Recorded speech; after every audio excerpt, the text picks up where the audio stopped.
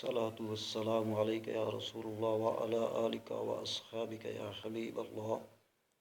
الصلاة والسلام عليك يا رسول الله وعلى آلك وأصحابك يا نبي نور الله. والذين كذبوا بآياتنا سنستدرجهم من حيث لا يعلمون.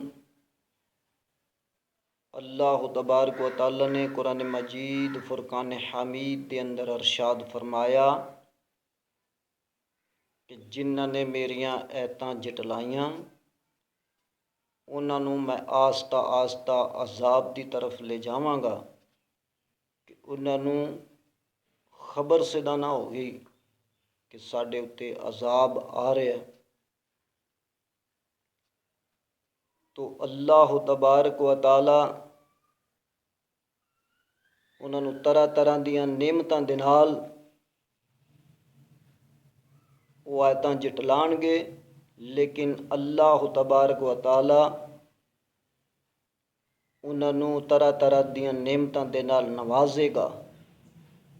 انہاں واسطے بلائی دے دروازے کھول دے گا۔ جدوں وہ خوشحالی دے دروازے کھلے ہوئے دیکھے گا کہ سمجھے گا کہ انسان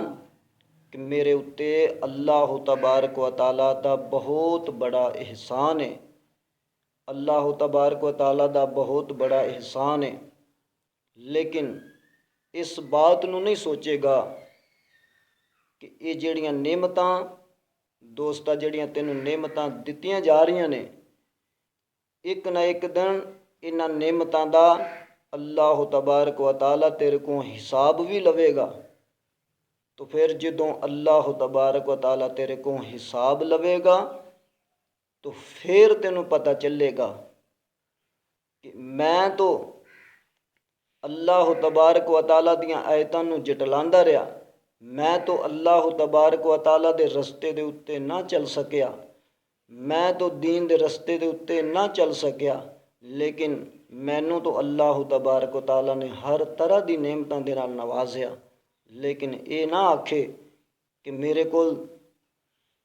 تے چیز کوئی نہیں سی کھان نو کہ میں جڑا تیرا شکریہ ادا کردا۔ اللہ تبارک و تعالیٰ نے ہر نعمت دے نال نوازیا۔ اللہ تعالیٰ فرمائے گا کہ اے بندے خدا اج تینوں چھوٹ ہے، کر لے جو کچھ کرنا، لیکن ایک نہ ایک دن جدوں تو میری بارگاہ دے وچ آویں گا تو پھر تیرا یہ بہانہ نہیں چلنا کہ میرے کو تے ہے کچھ نہیں سی کہ جڑا میں تیرا شکریہ ادا کردا۔ تو دوستو اللہ تبارک و تعالیٰ دیاں دتیاں ہوئیاں نعمتاں دے باوجود بھی جڑے انسان جرم کرتے نے یا گناہ کرتے نے، اللہ تبارک و تعالیٰ نے انہوں نے چھوٹ دی ہے کہ اے بندے خدا کر لو جو کچھ کرنا ہے، ایک نہ ایک دن میری پکڑ دے وچ آؤ گے، تو جدوں میری پکڑ دے وچ آئے تو پھر پتہ لگے گا کہ اللہ تبارک و تعالیٰ دا عذاب جڑا ہے وہ کیسا ہے، اللہ تبارک و تعالیٰ دی یاد نو کس طرح بھلائی دا۔ تو دوستو آؤ اللہ تبارک و تعالیٰ دی طرف جھکو،